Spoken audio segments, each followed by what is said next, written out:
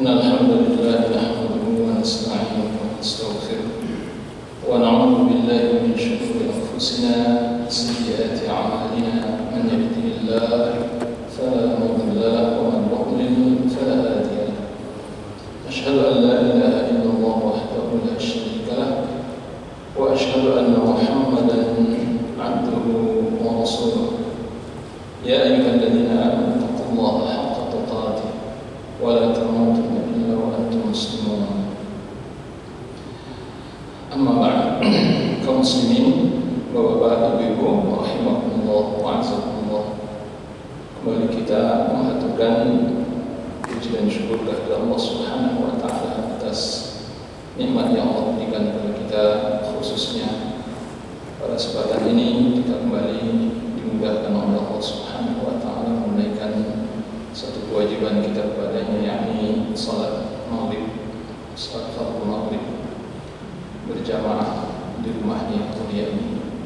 Ini satu nikmat besar yang harus kita sadari bahwa tanpa bimbingan dari Allah Subhanahu wa taala tidak mungkin kita dapat menunaikan ibadah ini dengan baik, dengan benar. Salawat dan salam untuk Nabi kita Muhammad sallallahu alaihi wasallam. Semoga Allah taala senantiasa melimpahkan kepada beliau, keluarga beliau, serta sahabat-sahabat beliau radhiyallahu anhum ajma'in. Kaum muslimin, pada malam ini kita akan melanjutkan bahasan kita masih al-iman bil rusul, beriman kepada para rasul. Ada beberapa poin yang perlu kita jelaskan sebelum kita membahas al-iman bi Nabi Muhammadin sallallahu alaihi wasallam. Sebelum kita menjelaskan tentang keimanan kita kepada Nabi Muhammad sallallahu alaihi wasallam secara khusus, ada beberapa poin terkait dengan keimanan kita kepada para rasul. Di antaranya adalah kita wajib mengimani para rasul itu bahwa mereka diberikan oleh Allah mu'jizat. Mu'jizat sebagaimana disebutkan oleh ulama, kullu khaliq lil 'adati yudhiru Allah Ta'ala ala aidi al-anbiya wa rusuli. Mu'jizat adalah segala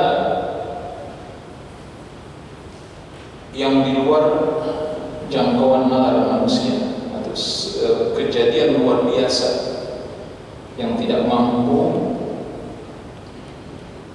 dijangkau oleh nalar, logika, dan kemampuan manusia.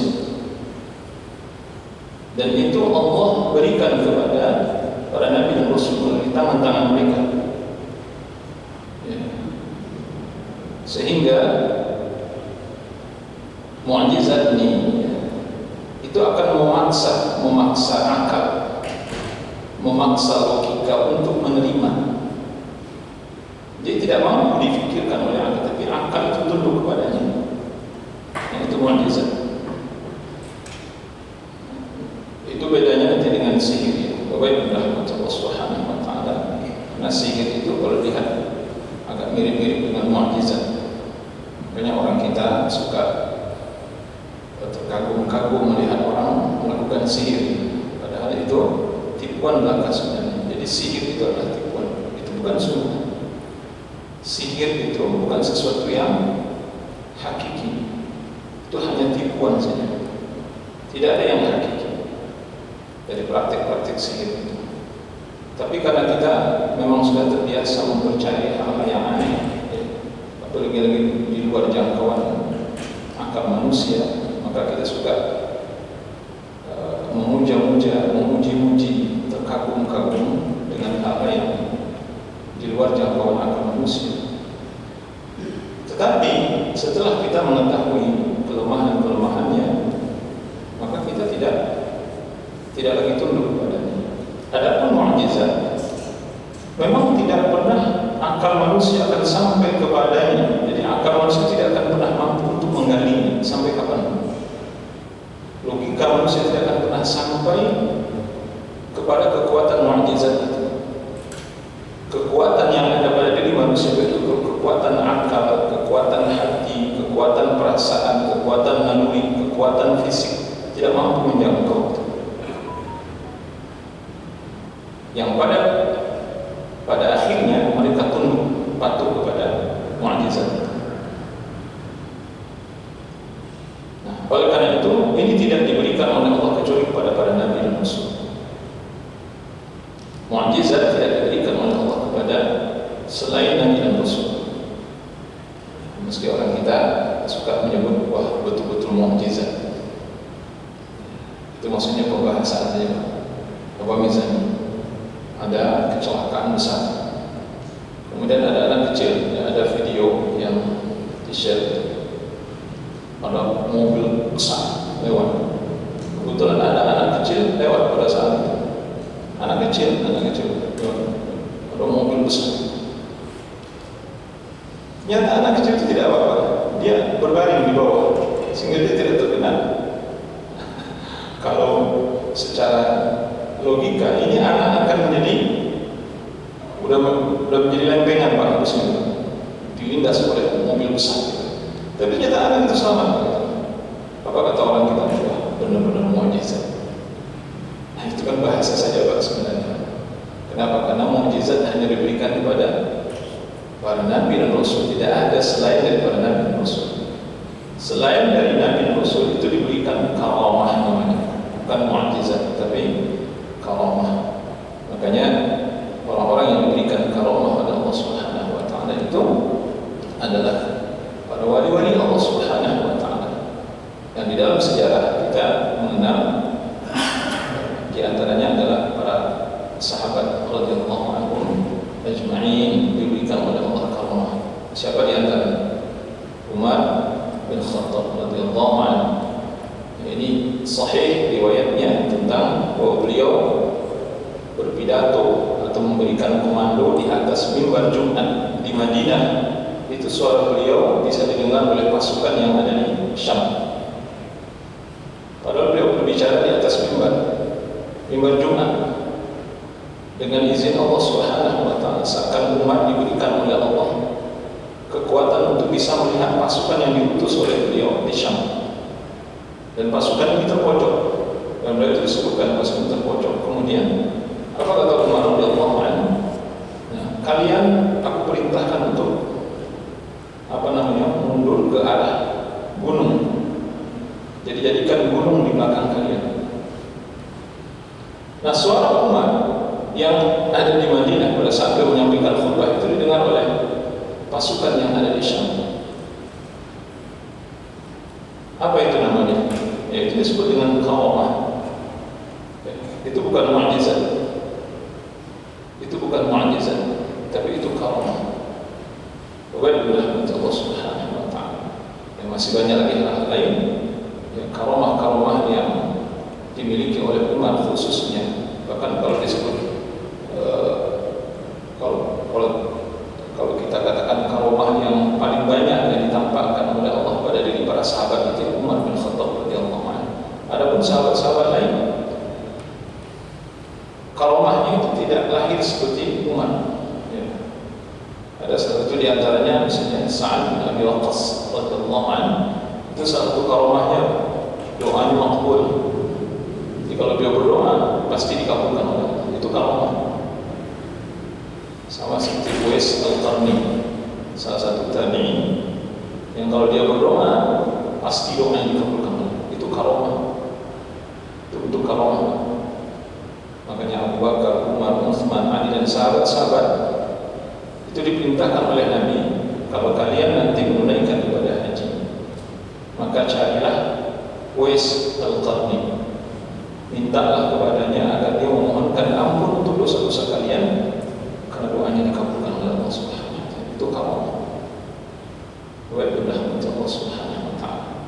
Tapi tidak ada mukjizat yang diberikan oleh Allah kepada selain Nabi dan Rasul, termasuk kepada Umar sekali. Nah, ketika Umar radhiyallahu anhu dikatakan oleh Nabi sallallahu alaihi wasallam, Umar, setan kata Nabi itu tidak akan melewati jalan yang dilewati oleh Umar. Kalau Umar melewati satu jalan, maka pasti setan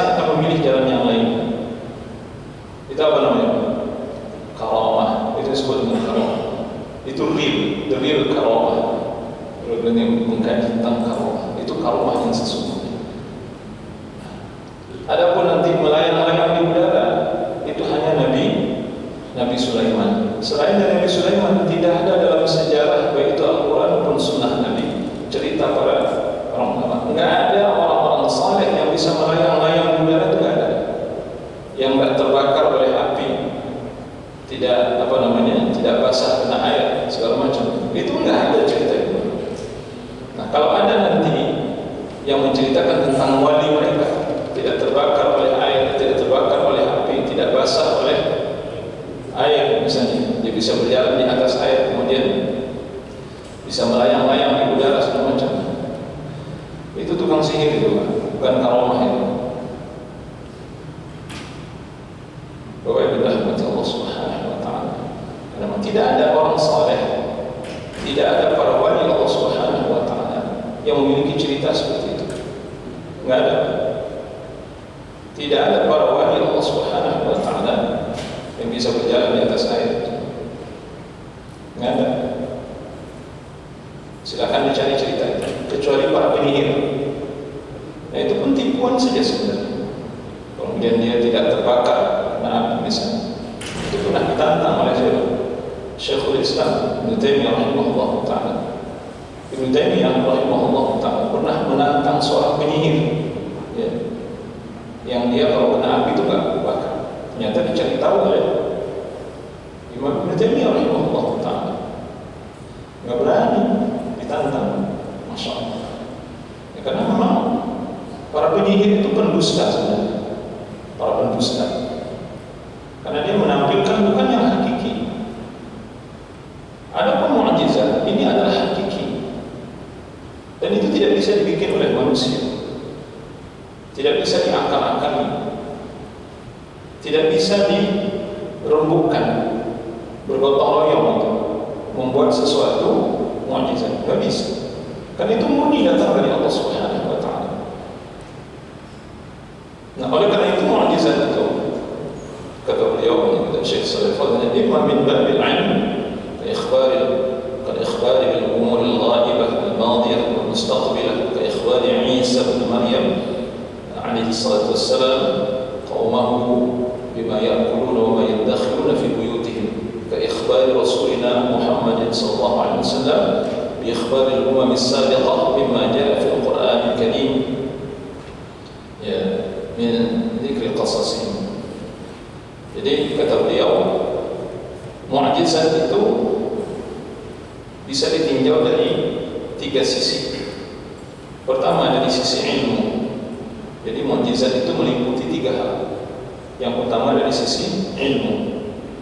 Apa bentuknya? Seperti pengkhabaran oleh para nabi dan rasul tentang urusan-urusan yang perkara-perkara ghaib, baik itu yang sudah terjadi pada masa lampau maupun yang akan datang.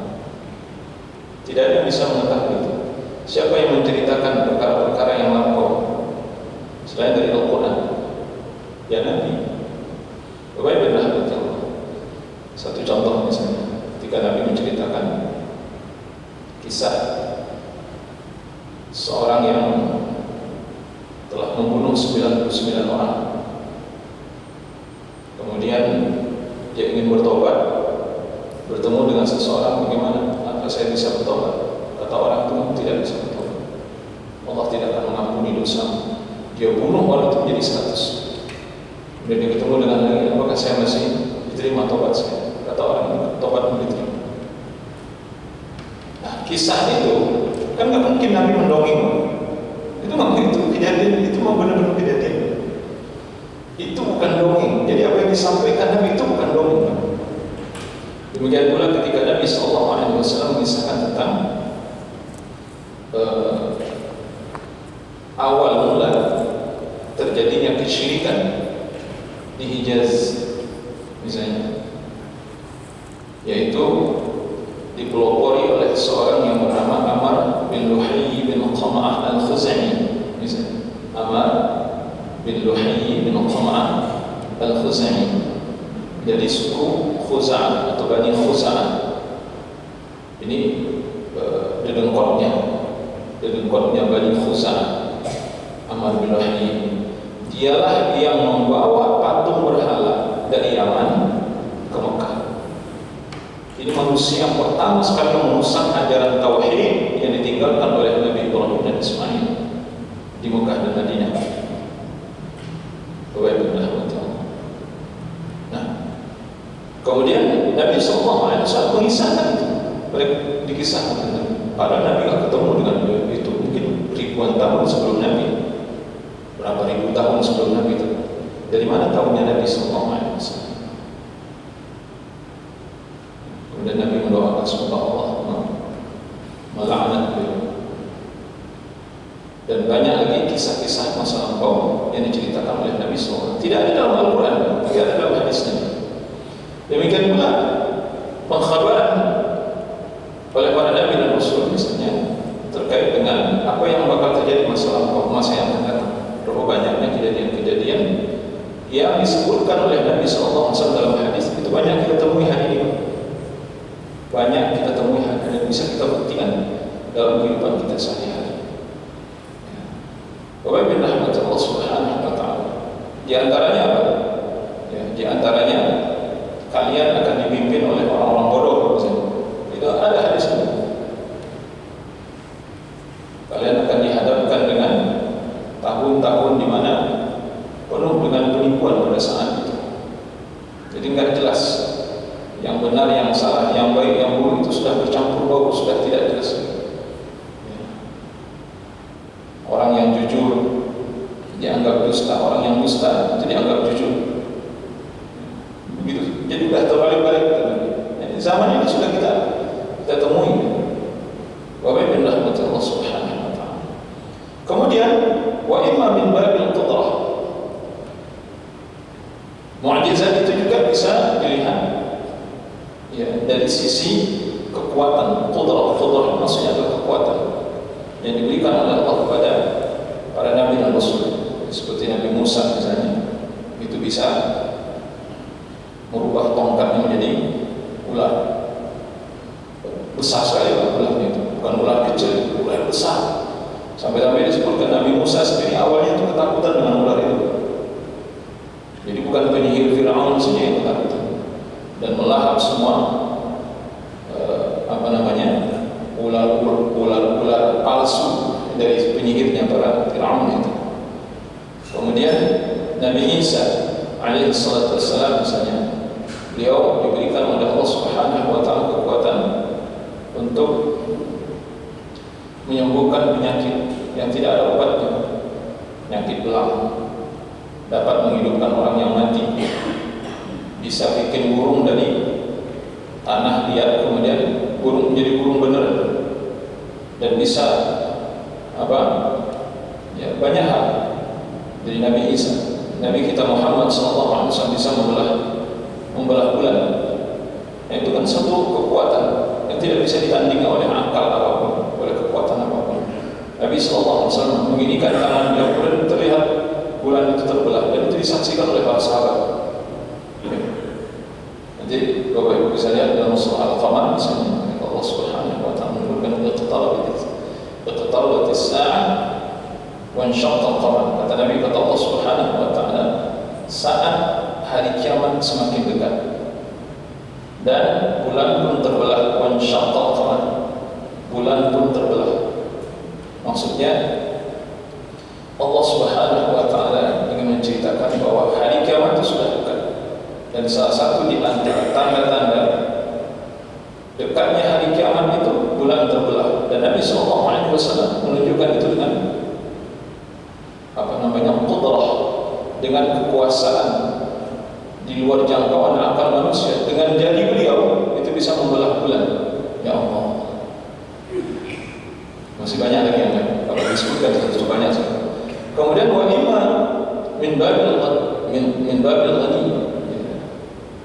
Bisa juga nanti dilihat mukjizat itu dari sisi kecukupan. Kecukupan maksudnya di sini Pak, penyelamatan yang diberikan oleh Allah, yakni penyelamatan luar biasa terhadap para nabi dan rasul. Apa contoh? Ya, kalau Nabi Musa misalnya gitu. Nabi-nabi yang lain kan banyak misalnya. Ya, Nabi Ibrahim lah misalnya. Nabi Ibrahim dibakar dalam api, dan Allah selamatkan. Tidak ada yang mengira bahwa Nabi Ibrahim akan kedinginan. Disebutkan di situ, jadi Nabi Ibrahim itu kedinginan, Pak. Ada ketika Allah, ya nar kuni bardan wa salaman ala Ibrahim, dalam surah Al-Anbiya tersebut, ya wahai api, kata Allah, dinginlah engkau, selamatkan Ibrahim wassalam. Maka para imam mufassirin, para imam tafsir itu menjelaskan di sana, Nabi Ibrahim itu kedinginan, Pak. Keluar dari ongkokan kayu bakar yang sedemikian itu, keluar dari ongkok itu dalam keadaan kedinginan. Jadi kalau Allah tidak selamatkan, maka beliau akan menderita juga karena kedinginan itu. Tapi Allah selamatkan beliau, jadi tidak terlalu dingin, tidak terlalu dingin. Api bagi manusia lain itu panas, tapi bagi Nabi Ibrahim itu dingin pada saat itu. Nah, itu mukjizat. Tapi bentuknya adalah penyelamatan. Demikian pula kepada Nabi Musa alaihissalam, Allah belah laut itu, bukan satu belahan, 12 belahan.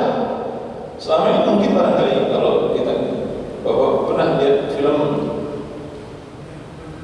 Ten Commandments ya, itu. Iya, itu ada teman itu, Ustaz, ini kan cuma satu belahannya, jadi laut cuma satu terbelahnya. Kalau dalam Al-Quran itu belahan laut itu bukan satu, Pak, 12. Kenapa 12? Sesuai dengan jumlah umat Nabi Musa. Umat Nabi Musa itu terdiri dari 12 suku. Supaya mereka tidak berebut jalan, maka Allah belah sebanyak 12 belahan laut itu, sehingga mereka diberikan kemudahan untuk jadi suku yang satu, suku dua, suku tiga, sampai suku 12 itu melewati. Itu diatur oleh Nabi Musa sehingga mereka leluasa berlarian sampai ke tepian. Ya Allah, adakah penyelamatan yang lebih hebat dari ini? Nah, demikian pula dengan Nabi kita Muhammad SAW, Allah selamatkan beliau. Itu bentuknya mukjizat. Ketika beliau hijrah ke Madinah, bagaimana Allah menyelamatkan Nabi? Satu di antaranya Allah selamatkan Rasulullah dengan Abu Bakar ketika itu, yakni dengan menuntun beliau masuk ke dalam Gua Thur atau Bukit Thur. Apa kata Abu Bakar? Kalau seandainya salah satu dari mereka menundukkan pandangan ke bawah seperti ini, maka sungguh mereka akan melihat kami dengan jelas. Tetapi Allah Subhanahu wa Ta'ala menahan pandangan mereka dan tidak membuat mereka turun. Mungkin membuat mereka ini aja lengah. Akhirnya mereka berlalu begitu saja. Padahal kata Abu Bakar As-Siddiq, di pengakuan dari Abu Bakar itu sudah sangat ketakutan. Maka ada nanti ayat la tahzan innallaha ma'ana. Itu perkataan Nabi kepada Abu Bakar As-Siddiq. Jangan sedih, jangan takut, jangan sedih. Allah bersama kita. Nabi tenang aja bersama kita. Nah, ini penyelamatan luar biasa dan tidak mungkin. Demikian pula penyelamatan yang Allah berikan kepada siapa? Para nabi yang lain seperti Nabi Yunus dan nabi-nabi yang lainnya. Allah A'lam. Itu bentuknya mukjizat. Dan kita juga wajib beriman kepada para nabi dan rasul ini secara keseluruhan. Wajib mengimani mereka dan membenarkan mereka dengan sesungguh-sungguhnya. Jadi tidak boleh setengah-setengah. Bapak Ibu rahmatullah subhanahu mengimani para nabi dan rasul. Apa yang harus kita imani? Di sini disebutkan bahwa mereka adalah utusan Allah kepada setiap umat yang mereka diperintahkan oleh Allah untuk menyuruh umatnya agar beribadah kepada Allah, mentauhidkan Allah, dan melarang mereka dari kesyirikan dan kekufuran. Nah, ini keyakinan kita kepada para nabi itu harus seperti itu, Pak. Sehingga nanti tidak ada ajaran para nabi dan rasul itu yang berbeda satu dengan yang lain. Pasti ajaran nabi itu sama terkait dengan masalah akidah. Tidak ada perbedaan. Ajaran Nabi Nuh, Hud, Saleh dan seterusnya sampai kepada Nabi kita Muhammad SAW. Ajaran mereka adalah ajaran tauhid. Oleh karena itu tidak ada perbedaan satupun di antara mereka. dan mereka menyampaikan semua apa yang diperintahkan oleh Allah Subhanahu wa taala. Artinya tidak ada ajaran yang disembunyikan oleh para nabi. Fa hal 'ala rasul illa al-balaghul mubin.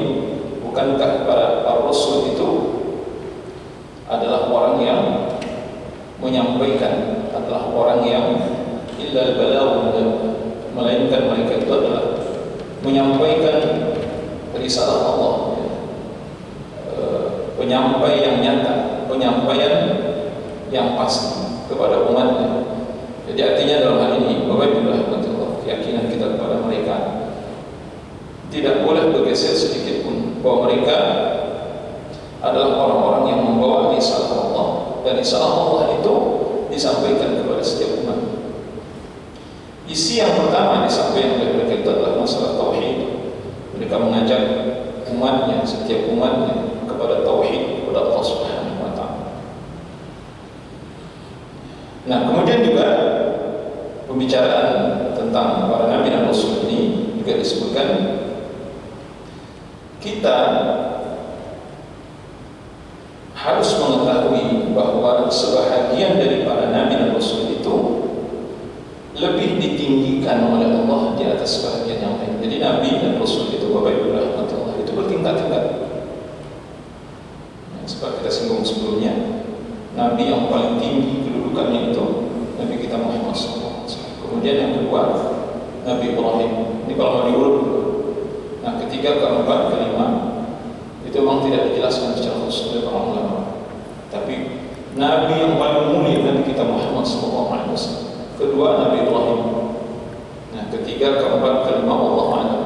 Nanti ulul azmi itu kan ada 5. Nabi Nuh, Nabi Ibrahim, Nabi Musa, Nabi Isa, Nabi kita Muhammad SAW. Ya. Nah, inilah Nabi yang disebut dengan ulul azmi. Ulul azmi, ini Nabi yang paling mulia dari semua Nabi yang ada. Kemudian setelah itu para Nabi dan Rasul yang disebutkan oleh Allah di dalam Al-Quran, itu disebutkan. Ada nama yang 25, itu ada Nabi yang kita sebutkan tadi. Itu jenjang mereka. Kemudian para Nabi dan Rasul yang lainnya.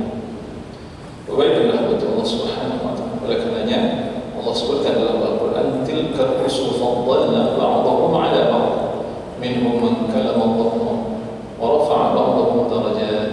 Kata Allah, itulah para rasul, kami lebihkan, kami berikan keutamaan sebahagian dari mereka di atas sebahagian yang lain. Di antara mereka ada yang berbicara langsung dengan Allah, seperti Nabi Musa misalnya. Ya, Nabi Musa itu kalimullah, ya.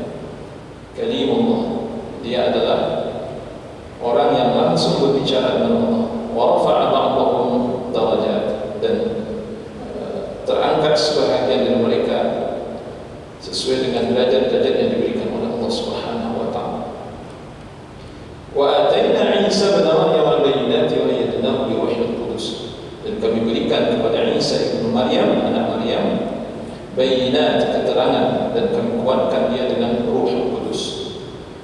Ya. Nah, kemudian juga pembicaraan tentang keimanan kita kepada Nabi dan Rasul, bahwa kita tidak boleh membeda-bedakan antara satu nabi dengan nabi yang lain, satu rasul dengan rasul yang lain. Beda-bedakan maksudnya begini, Pak. Bukan membeda-bedakan tingkatan mereka. Kalau tingkatan itu sudah disebutkan tadi. Memang ada tingkatan-tingkatan dari para nabi. Ada yang lebih mulia, ada yang di bawahnya, ada yang di bawahnya, ada yang di bawahnya. Itu memang harus kita yakini. Tetapi maksudnya tidak membeda-bedakan di sini. Kita tidak membeda-bedakan dalam arti yang ini kita terima, yang ini tidak kita terima. Itu nggak boleh. Jadi kalau kita beriman kepada para nabi dan rasul, kita wajib mengimani mereka seluruhnya. Ya, kalau nabi kami beriman, kalau nabi bukan nabi kami tidak beriman. Nah, itu nggak boleh. Ini disinggung oleh Allah dalam Al-Quran. Ini perangai atau tabiatnya orang-orang ahlul kitab atau dari kalangan Yahudi dan Nasrani. Di antara yang paling terkenal ayatnya itu adalah amana rasulu bima unzila ilaihi min rabbih wal mu'minun kullun amana billahi wa malaikatihi wa kutubihi wa rusulihi wa la nufarriqu baina ahadin min rusulihi wa qalu sami'na wa ata'na ghufranaka rabbana wa ilaikal masir.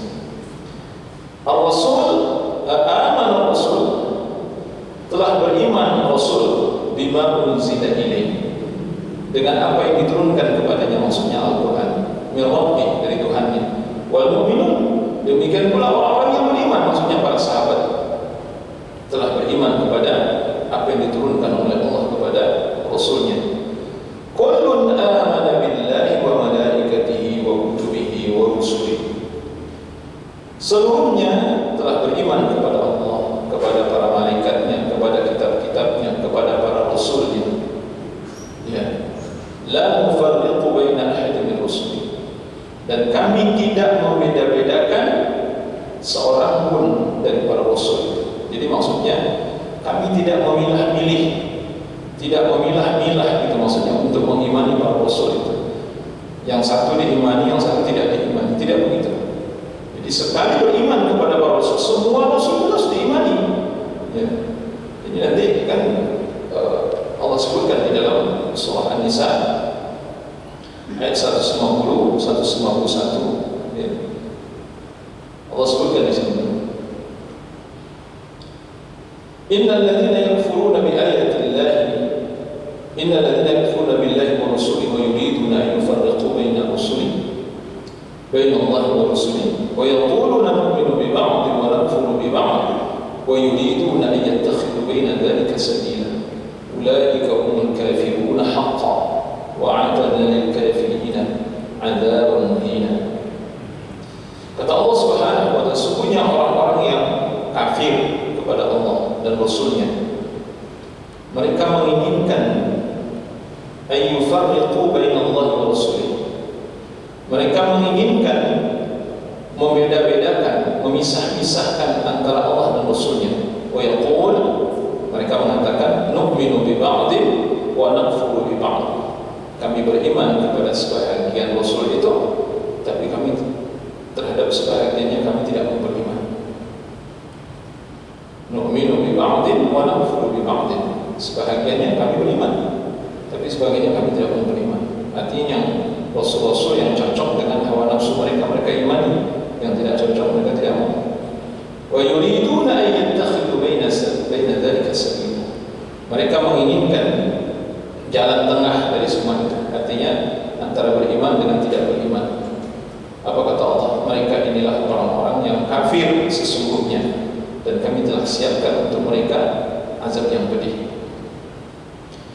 Walladzina amanu billahi wa rusulihi wa lam yufarriqu baina ahadin minhum ulaika sawfa yu'tihim ujurahum wa kana Allahu ghafurur rahim. Dan adapun orang-orang yang beriman kepada Allah dan Rasulnya, mereka sama sekali tidak membeda-bedakan, tidak memisah-misahkan antara satu Rasul dengan Rasul yang lainnya. Mereka beriman seluruhnya, mereka mengimani seluruhnya. Ulaika sawfa yu'tihim ujurahum, mereka inilah orang-orang yang akan kami berikan balasan untuk mereka, dan adalah Allah Maha Pengampun lagi Maha Penyayang. Kebaikanlah macam. Jadi memang kenapa Nabi kita tidak diterima? Ya karena tadi tidak cocok dengan hawa nafsu mereka. Kenapa mereka tidak menerima Nabi SAW? Tapi nabi-nabi yang lain diterima. Jadi orang Yahudi itu, orang Yahudi itu mereka menerima Nabi Isa. Jadi Nabi Isa itu diterima. Padahal itu bukan Nabi mereka kan? Nabi Isa itu nabinya orang Yahudi bukan? Bukan. Nabinya orang Yahudi itu ya Nabi Musa. Nabi Isa itu nabinya orang-orang Nasrani. Orang Nasrani menerima Nabi Musa tidak? Menerima. Nah kemudian ketika Rasulullah SAW diutus oleh Allah, orang Yahudi Nasrani ada atau tidak? Ada mereka. Tapi mereka tahu nggak kalau Nabi Muhammad ini adalah utusan Allah? Tahu, tapi mereka tidak mau terima. Itu karena kedengkian, hasad min 'indi anfusihim, karena kedengkian yang ada dalam diri mereka. Mereka dengki kepada Rasulullah SAW, tidak mau menerima kerasulan Rasulullah SAW. Banyak sekali ayat yang menjelaskan tentang hal itu.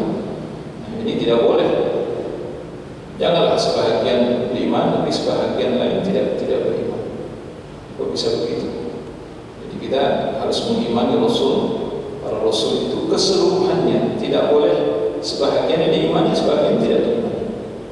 Walaupun rahmatullah subhanahu wa ta'ala. Tapi di atas semua itu, walaupun iman bihim ta'atuhum bi'itba'i awamirihim wal-ibti'adi an manahihim, puncak atau ujung tombak dari keimanan kepada para nabi dan rasul itu adalah mentaati mereka, mengikuti perintah-perintah mereka, menjauhi larangan-larangan mereka. Kemudian kita menjalani kehidupan ini sesuai dengan manhaj mereka. Itu intinya beriman kepada nabi dan rasul itu. Kemudian meneladani mereka di dalam setiap urusan kita dan berpegang teguh kepada apa yang diperintahkan oleh mereka.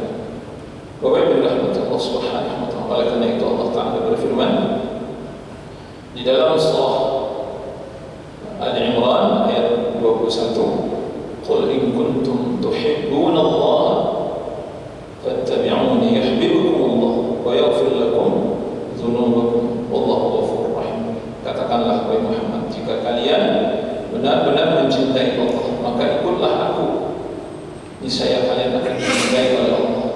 Allah memberikan ampunan, Allah akan memberikan ampunan untuk kalian, untuk dosa-dosa kalian, dan Allah Maha Pengampun. Qul ati'u Allah wa Rasul, katakanlah taatlah kalian kepada Allah dan Rasul. Fa in tawallaw fa inna Allah la yuhibbul kafirin. Jika kalian berpaling, tidak mau taat kepada Allah dan Rasulnya, maka sesungguhnya Allah tidak suka kepada orang-orang kafir, orang-orang yang membangkang. Bapak Ibu rahmatullah, inilah hakikat keimanan atau hakikat yang paling tinggi dari keimanan kepada Nabi dan Rasulnya. Tidak hanya sekedar kita percaya bahwa dia adalah seorang Nabi, tetapi juga kita wajib meneladaninya, mengikuti ajarannya, mematuhi perintahnya, menjauhi segala larangannya. Itu puncak dari keimanan kita kepada para Nabi dan Rasul. Nah, kemudian yang terakhir, Bapak Ibu rahmatullah,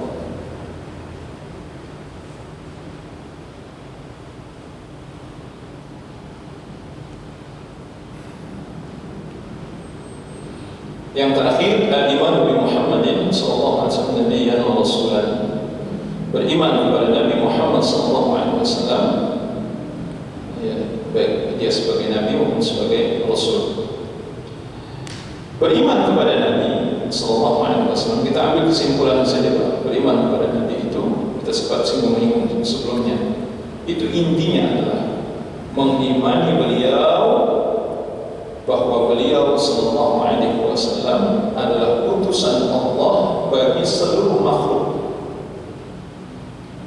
Ini di antara inti keimanan kepada Nabi sallallahu alaihi wasallam, Nabi kita Muhammad sallallahu alaihi wasallam. Allah Ta'ala menekankan di dalam surah Al-A'raf ayat 158, qul ya ayyuhan nasu inni rasulullah ilaikum jami'an.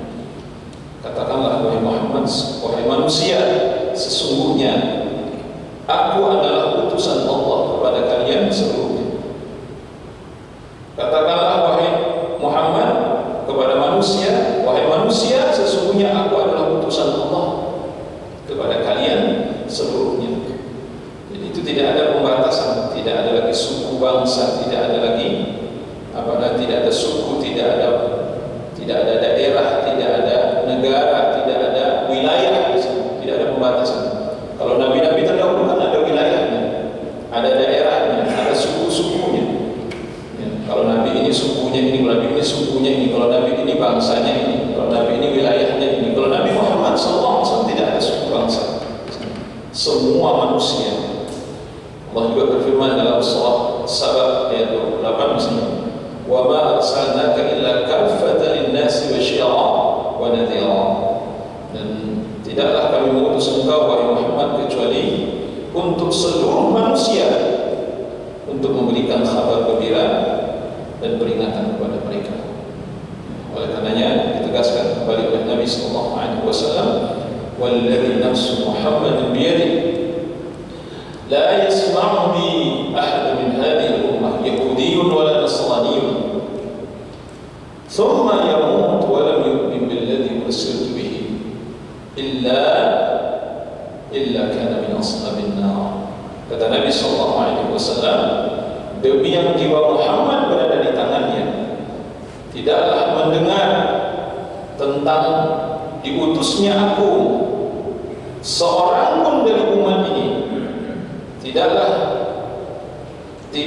mendengar seorang pun dari umat ini tentang diutusnya aku, kata Rasulullah, baik dia Yahudi maupun Nasrani, kemudian dia mati dan dia tidak beriman dengan apa yang aku diutus dengannya, atau dia tidak beriman denganku, tidak beriman dengan Al-Quran, tidak beriman dengan Islam, melainkan dia akan menjadi penghuni neraka Jahannam.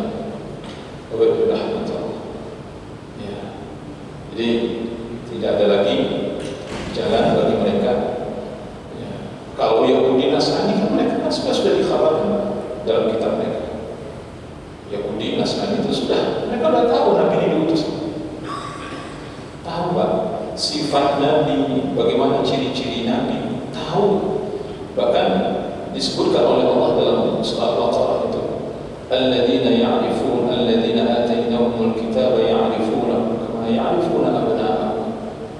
Mereka yang diberikan kitab itu mengetahui tentang sosok Nabi itu seperti mengetahui anak-anak mereka. Itu disebutkan dalam Al-Quran. Wa inna fariqan minhum yaktumuna al-haqq. Akan tapi sebahagian dari mereka sengaja menyembunyikan kebenaran itu. Mereka tahu sebenarnya ciri-ciri Nabi, bagaimana bentuk Nabi, bagaimana rambut Nabi, bagaimana tubuh Nabi. Itu sampai diketahui itu. Tanda Nabi tahu mereka, tahu. Tapi mereka ingkari semua itu. Inilah orang-orang Yahudi menolak. Nah, bagi agama lain, Allah alam kita nggak tahu. Seperti Indonesia ini kan ada agama Hindu, Buddha misalnya. Ya Allah alam, mereka mungkin tidak tahu tentang diutusnya Rasulullah SAW. Nggak tahu Pak, mungkin Allah nggak tahu apa ada di dalam kitab mereka tentang itu, saya nggak tahu. Tapi dalam kitabnya orang Yahudi Nasrani, mereka tahu tentang kedatangan Nabi dan mereka tidak beriman. Kata Nabi, kalau mereka mati dalam keadaan tidak beriman kepadaku, mereka pasti akan menjadi penghuni neraka Jahannam. Allahu a'lam bissawab. Inilah inti dari iman kepada Nabi sallallahu alaihi wasallam. Ada penjelasan lain Pak sebenarnya, tapi saya ambil satu itu saja. Ini poin penting bahwa kita wajib mengimani Rasulullah sallallahu alaihi wasallam.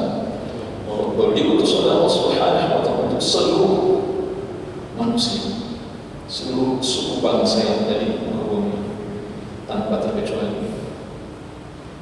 Allah a'lam. Dan setelah nanti kita bisa diskusi sedikit.